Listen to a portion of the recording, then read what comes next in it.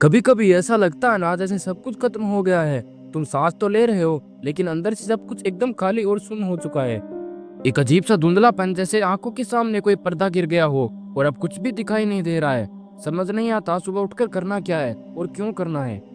भीड़ में तो इंसान अकेला होता ही है, लेकिन सबसे ज्यादा दम तब घुटता है जब इंसान अपने ही घर में एक अजनबी की तरह महसूस करने लगता है। जहाँ तुम रहते हो, जिन लोगों के बीच तुम रहते हो, वहां भी कोई ये नहीं देख पाता कि तुम अंदर ही अंदर कितने खामोशी से टूट रहे हो। तुम एक ऐसी जंग लड़ रहे हो जिसके बारे में किसी को कुछ नहीं पता। और सबसे ज्यादा थका देने वाली बात क्या है? इस दर्द को छिपाने के लिए हर रोज एक झूठी मुस्कान का नकाब पहनना।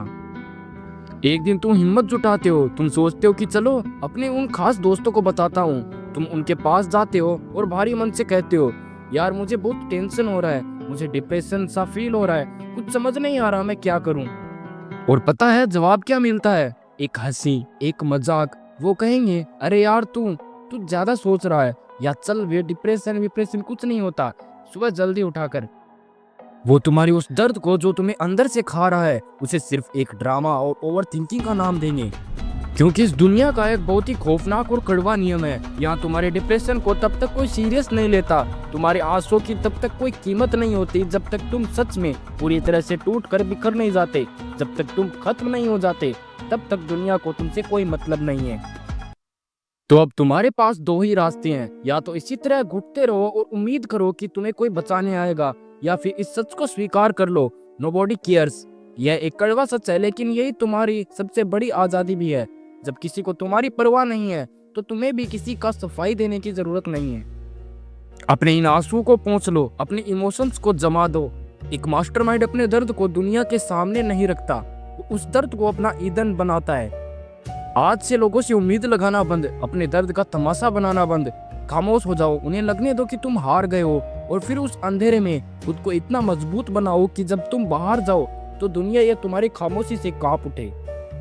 तुम्हारी सबसे बड़ी गलती यह है कि तुम इंतजार कर रहे हो। तुम इंतजार कर रहे हो कि कोई आएगा, तुम्हारे कंधे पर हाथ रखेगा और कहेगा सब ठीक हो जाएगा।